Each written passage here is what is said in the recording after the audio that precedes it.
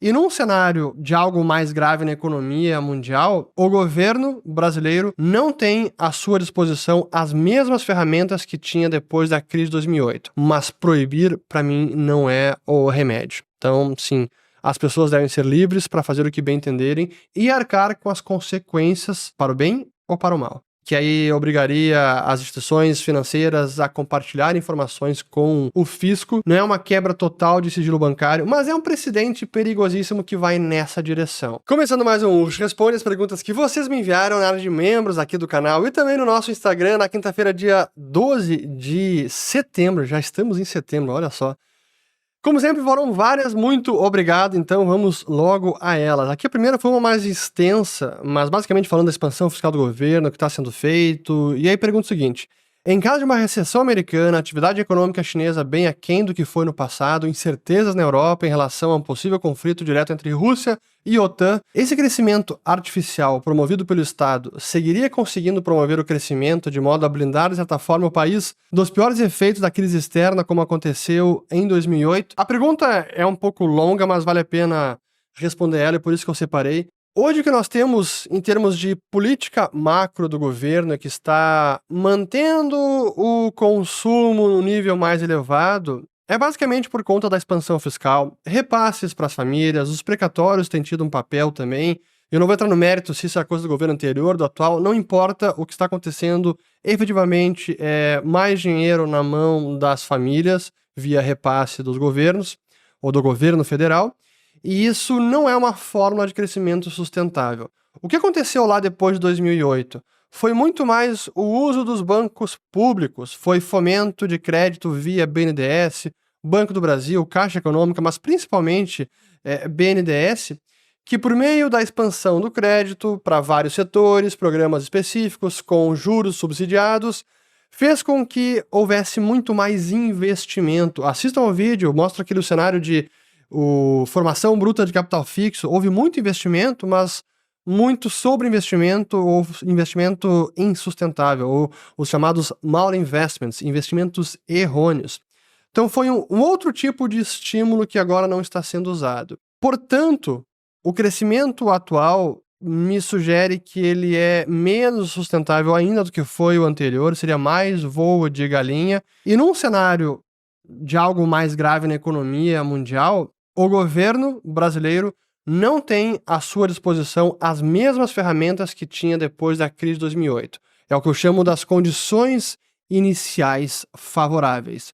Lá havia endividamento das famílias era bem mais baixo, o endividamento geral, o saldo de crédito em relação ao PIB era bem mais baixo, havia uma situação brasileira perante o mundo em que nós éramos grau de investimento, foi atingido em maio de 2008, hoje nós não temos, então o capital estrangeiro fluía muito para o Brasil, então é outro cenário, nós não temos as mesmas ferramentas para estimular a economia de modo mais artificial como foi feito lá atrás. Dos tripés macroeconômicos, vamos olhar, do tripé macroeconômico, o primeiro pé, digamos, já caiu. Qual é o segundo mais frágil que o governo tende a atacar de maneira mais forte? Juros, inflação ou câmbio flutuante? Só para relembrar, qual era esse tripé macroeconômico que foi estabelecido no início dos anos 2000? Superávit primário, metas de inflação e câmbio flutuante.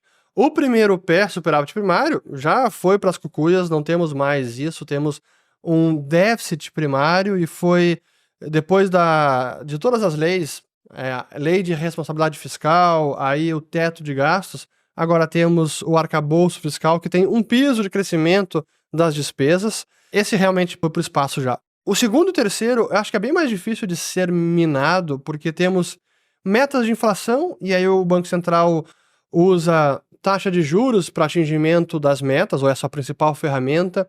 E o regime de câmbio flutuante já está tão consagrado, hoje pouquíssimos países atrelam a sua moeda a outra moeda âncora, e no caso brasileiro seria muito, muito improvável voltarmos a um regime de câmbio fixo, ou seja, abandonar câmbio flutuante é quase impossível.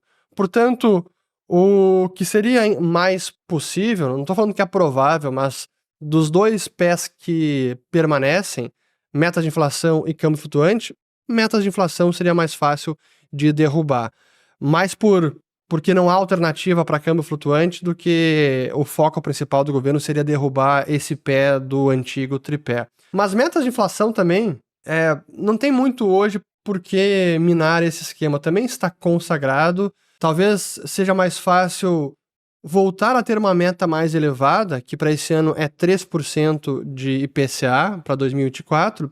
Talvez seja mais fácil voltar a ter uma meta de 4,5% do que simplesmente acabar com o regime de metas de inflação. Isso geraria muito mais ruído. Não tem por que o governo fazer isso. É um desgaste desnecessário sem nenhum grande benefício. Então é mais fácil só vamos reajustar a meta. Ano que vem o CMN vai... Todo ano o CMN ajusta as metas ou define as metas para os próximos anos. Então é possível que na próxima reunião do CMN, sobre esse tema, eles podem definir um patamar mais alto. A meta de inflação, não o regime em si. No vídeo, A Verdade sobre a Economia do Brasil abordou a questão do PIB do Brasil não ser sustentável por ser muito baseado em consumo. O que difere do PIB dos Estados Unidos, que também é baseado em consumo? Excelente pergunta que me permite complementar a análise.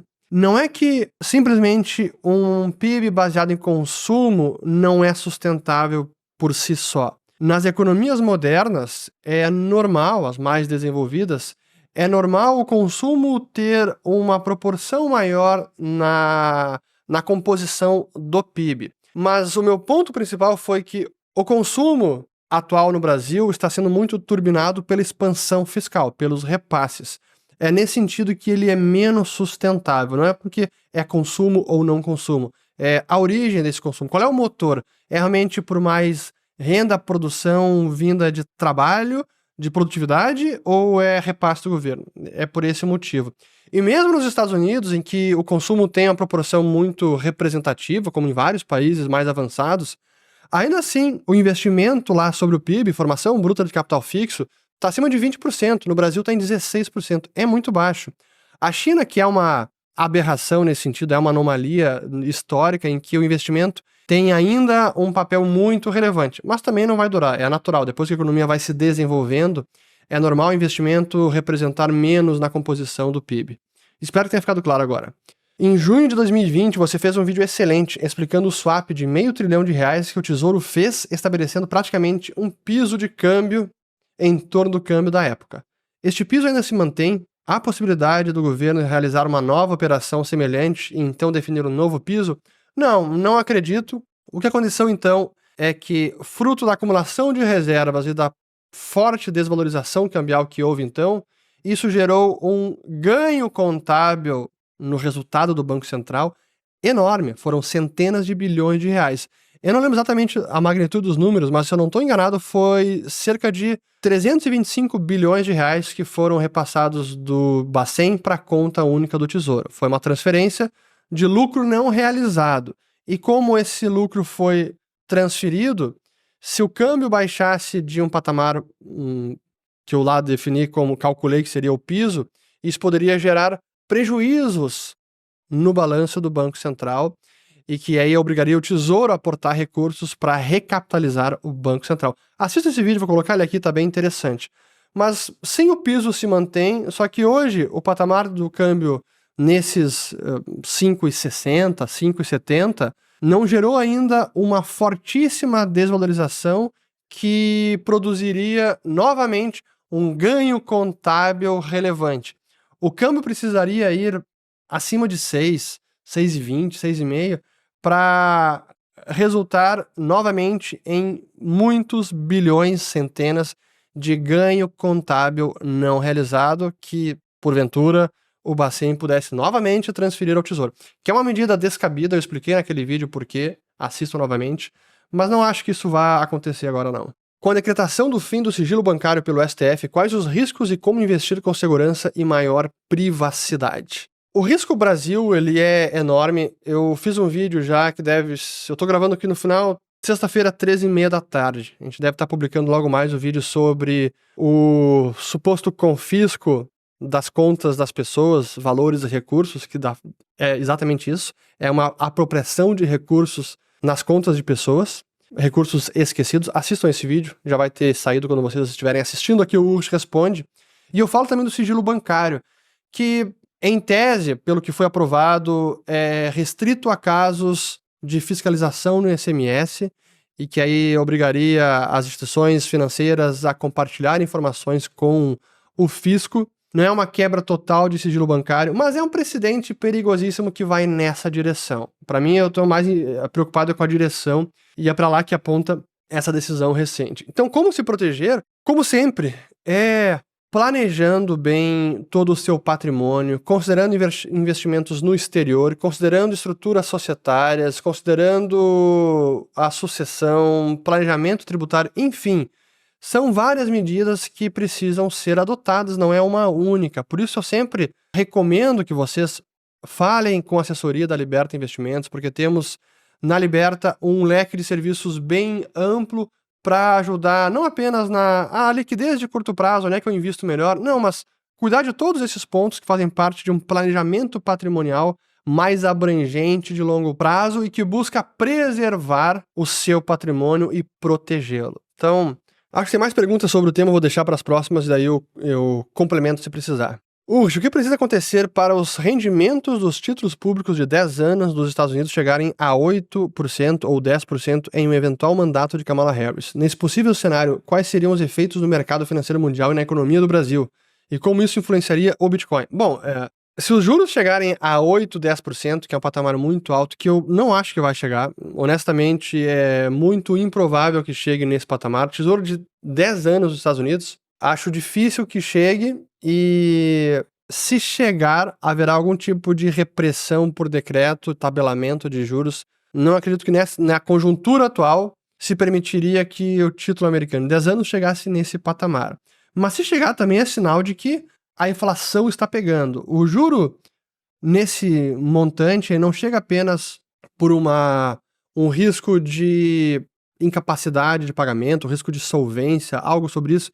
Também está embutido numa taxa de juro nesse nível uma inflação mais elevada. Então, se chegar nesse nível, é porque a inflação está bem mais alta e, nesse sentido, vai influenciar positivamente o Bitcoin, sem dúvida alguma. Inflação alta é bom para o Bitcoin. O que mais?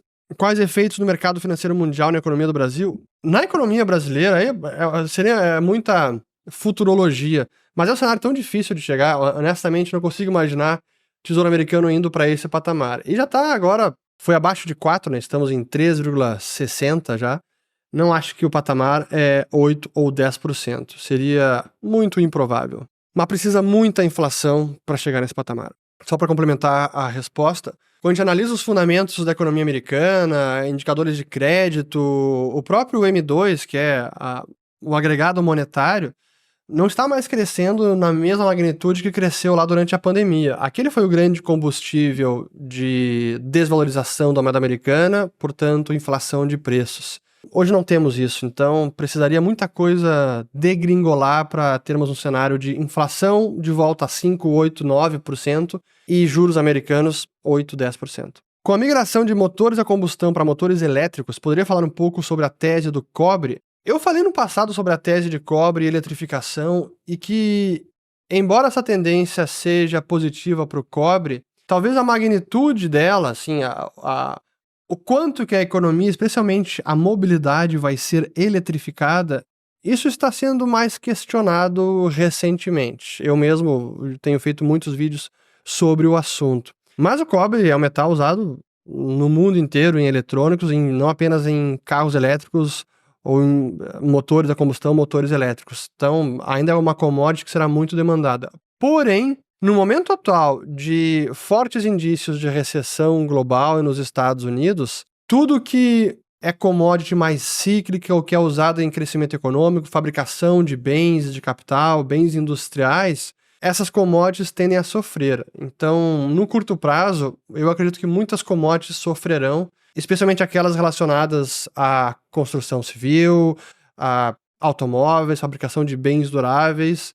A gente está vendo já, mesmo platina e outros metais, que é uma das teses da L2 Capital, do Marcelo Lopes, platina segue lateralizando e se houver uma recessão, deve cair. Então, o cenário para mim ainda é mais incerto no curtíssimo prazo sobre commodities e para o cobre a mesma coisa. Investir quanto do patrimônio fora do Brasil e qual país seria mais seguro? Novamente, esse é o complemento da pergunta anterior e eu renovo o convite para falar com a Liberta, porque mesmo a jurisdição que será escolhida precisa ser bem pensada e algumas jurisdições são mais orientadas para um foco específico do que outras. Depende da sua situação patrimonial, empresarial, tem imóveis, não tem, tem renda, tem dividendos, tem muita coisa envolvida. Vai fazer imigração para fora do país, vai deixar o país e encerrar o CPF. Então, tem que avaliar o seu caso em específico. Se Lula continuar forçando as pautas de juros baixos e gasto desenfreado, vai complicar ainda mais a visão para os investidores e a inflação e câmbio decolam. Por outro lado, se continuar a aumentar impostos e cortar gastos, desagrada não só a sua base ideológica, mas todas as pessoas diretamente afetadas por tais cortes e aumentos. Você acredita que o governo Lula está com os pés em duas canoas, sendo que as duas estão afundando?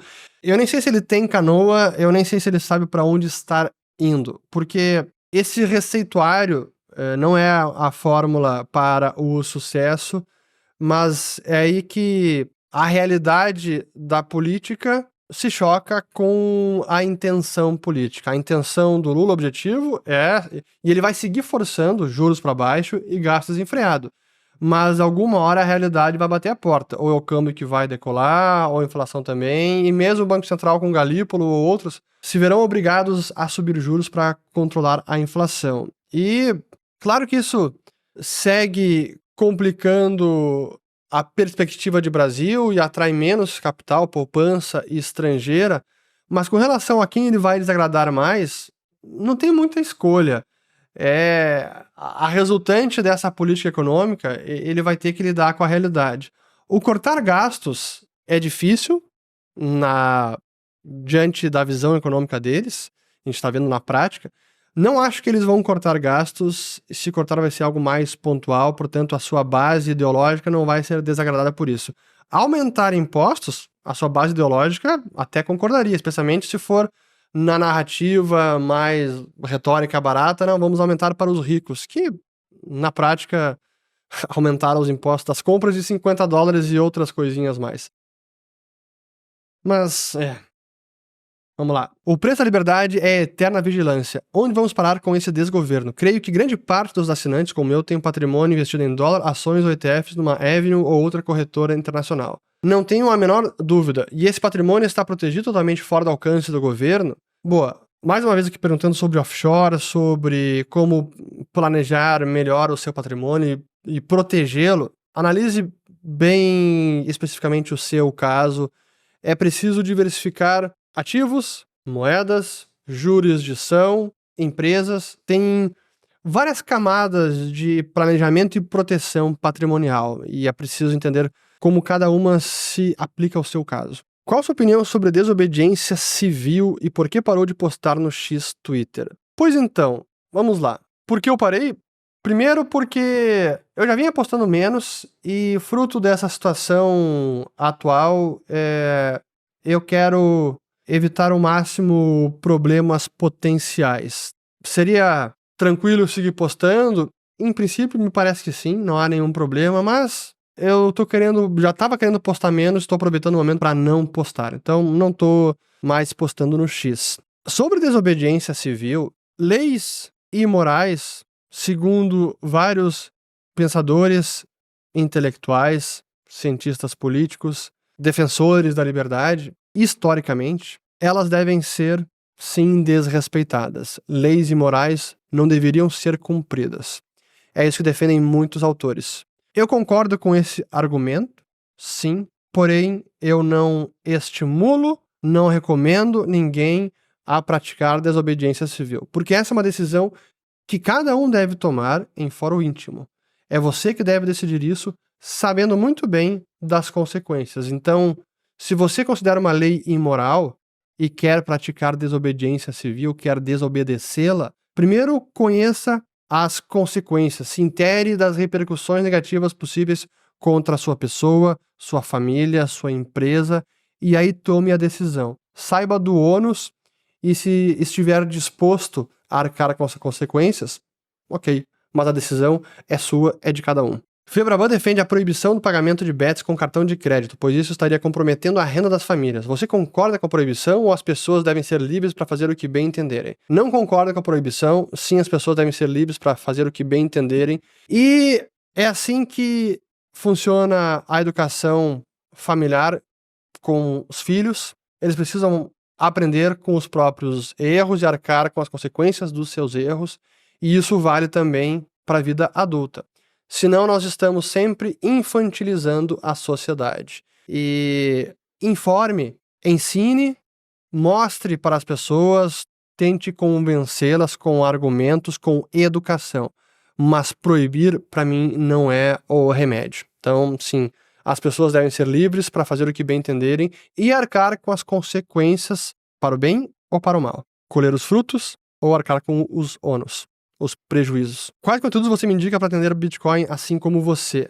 Tem muitos conteúdos, tem o meu livro lá de 2014 e temos aqui no canal vários vídeos. Coloque lá no canal vídeos e ordene por os mais antigos primeiro. E aí você vai ver todos os vídeos que foram publicados lá no início do canal, 2017.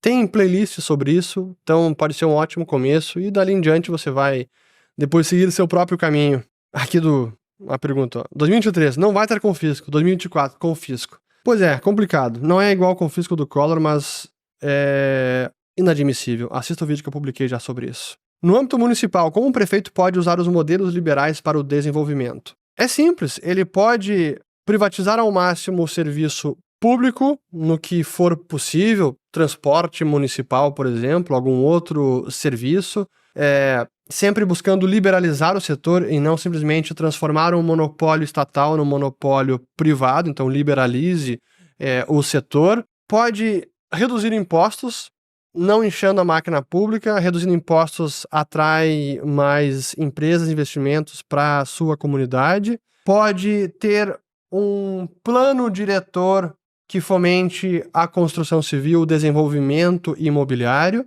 Tem tanta coisa para fazer em nível municipal, até às vezes é mais fácil. Então, sim, mas seguindo esses preceitos de menos burocracia, menos impostos, menos regulação, mais segurança jurídica e fomento à livre iniciativa, ao desenvolvimento, à atração de capital, não atrapalhando, permitindo e fornecendo as regras do jogo com perspectiva, com segurança, é o que precisa. Aí o investimento privado virá. Como você vê, projeto futuro econômico no governo Milei. Tenho visto poucas notícias sobre a Argentina. Pois, tá indo bem.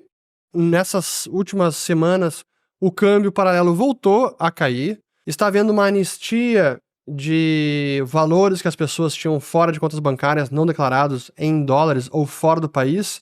E está havendo um influxo e muito depósito de dólares em contas correntes no país, numa demonstração clara de confiança. Isso está sendo excelente, até surpreendendo muita gente. Então, olha, tá indo no caminho e daqui a pouco podemos ter o fim do cepo cambiário, que é o controle de câmbio, e a unificação, apenas uma taxa de câmbio. Houve a redução, faz umas 2 semanas, do imposto país, que era o imposto sobre as exportações, que havia aumentado de 7,5% para 17,5%, e era uma medida temporária que foi anunciada pelo Milei em dezembro, e agora eles cumpriram com essa promessa, e a tributação voltou ao patamar anterior de 7,5%. Então, continuo otimista. Dia 18 de setembro, o Fed cortará 25 ou 50 pontos base na sua taxa de juros. Isso é bom ou ruim para a moeda? No momento em que o mundo está num ciclo de corte de juros, já vários bancos centrais começaram, até a próxima pergunta aqui é sobre o Banco Central Europeu, que reduziu, uma das taxas foi 60 pontos base, mas na principal foi 25 pontos base, e segue reduzindo. A pergunta é por que o euro se valorizou. No curtíssimo prazo não dá para fazer muita inferência, mas voltando à pergunta anterior sobre o Fed, o que vai fazer para a moeda, não deve fazer muita coisa a esse corte de juros, porque o mundo inteiro está agora num ciclo de redução de juros quase sincrônico. Banco do Canadá, Inglaterra, Banco Central Europeu, Banco Nacional Suíço. Esse é o novo ciclo agora. Mas para países emergentes como o Brasil, um corte maior pode ser positivo, significando que o real se valoriza em relação ao dólar. O problema são as nossas incertezas locais, agora o ruído com o Banco Central, tudo isso. O Fed vai cortar 25 ou 50? Tem ainda alguns dados para serem divulgados até a reunião de 18 de setembro. A minha expectativa ainda é de 25 pontos base, é a principal do mercado, mas não me surpreenderia com um corte adicional. Acho que por enquanto vai ser 25 pontos base mesmo. Quando você diz de uma recessão global, você vê acontecendo em quanto tempo? Isso é até uma resposta para os haters e críticos aqui do canal que costumam falar: ô, doutor crise, senhor crise, tá sempre vendo crise e recessão. Quando a gente analisa dados macroeconômicos, indicadores ou o momento do ciclo econômico, isso é um processo. E alguns indicadores antecedentes acendem a luz amarela ou vermelha com uma antecedência maior, como é o caso da inversão da curva de juros. É um sinal importantíssimo? Sim, mas ele é muito antecedente. A inversão da curva de juros aconteceu ainda em 2022. Faz tempo. E é o período mais longo já de inversão de curva de juros sem termos uma recessão. Mas os indicadores estão ainda em linha com a teoria e a história econômica. Agora estamos vendo a desinversão da curva de juros. Já começou. Tesouro de 10 anos menos o de 2 anos já está positivo. E esse é um sinal mais de timing de início de recessão. A inversão da curva é a luz amarela, potencialmente uma recessão entre 6 a 18 ou 24 meses. É problemas mais futuros, não é iminente. A desinversão dos juros, quando a curva volta para sua forma natural, juros longos mais altos que juros curtos, essa desinversão é mais iminência de recessão, é assim mais de timing. Então, quando a gente fala de tempo, possivelmente já esteja em recessão a economia global ou até mesmo americana. A definição oficial de que a recessão começou, ela só vai acontecer meses depois. Então, para mim, sim, já é iminência de recessão global. Então, esse ano ainda. Sugestão para empreender na área, economia, finanças e investimentos, sem ser influencer. Que interessante. Eu separei que achei bacana essa aqui. Primeiro, tem tanta oportunidade no mercado, trabalhando no mercado financeiro, com corretoras, com escritórios, assessorias financeiras como a Liberta, em consultorias, em gestoras de recursos. As possibilidades são inúmeras. Então, você não precisa ser apenas influencer, criar uma conta aqui no Instagram, YouTube, etc., para produzir conteúdos sobre isso. Até pelo seguinte, hoje em dia, acredito que a barra está mais elevada, no sentido de qualidade dos conteúdos e não simplesmente criou uma conta, começa a postar e pronto. Mas a barreira de entrada não existe, qualquer um pode fazer isso. Mas para se destacar, hoje em dia eu acho que a barra está mais elevada. Mas eu achei interessante a pergunta, até para falar um pouco do meu caso pessoal, porque, primeiro, quando eu comecei a escrever artigos, produzir conteúdo em vídeo aqui no YouTube, primeiro, a palavra influencer, eu acho que nem existia. Eu até tenho implicância com essa palavra, porque eu não gosto, para mim até soa um pouco pejorativa. E o meu objetivo, desde sempre, foi ter um espaço que eu pudesse escrever sobre a minha paixão, que era economia e análise do cenário, análise de mercado, era o que eu gostava de fazer. Nas horas vagas, era um hobby antes, não era minha atividade principal. E depois, quando veio o YouTube, que eu seguia fazendo como uma atividade paralela, em 2017 ainda, eu tinha outra profissão. E foi quando eu comecei a produzir vídeos e eu gravava, às vezes, na hora do almoço, que era raro, mas era fim de semana, eu tinha que expulsar a família de casa para poder gravar vídeo. Mas nunca foi com o objetivo deliberado de se transformar numa profissão. Era uma forma que eu tinha de desabafar minhas ideias e comunicar para o mundo a minha paixão de economia e que eu achava que tinha conteúdo e uma didática e uma forma original de mostrar o que está acontecendo com a economia, com os mercados. E, infelizmente, acabou tendo um ótimo resultado e que virou minha atividade principal. Produzir conteúdo neste formato audiovisual, hoje é minha atividade principal, que ocupa principalmente o meu dia. Estudando sobre os assuntos, estou sempre lendo, analisando dados, indicadores, lendo relatórios, lendo livros, artigos, enfim. É o dia inteiro o que mais me consome, e depois a parte de produção de vídeos. mas nunca foi pensando, nunca foi deliberado, tipo, olha só, tem um nicho novo agora, influencer de finanças.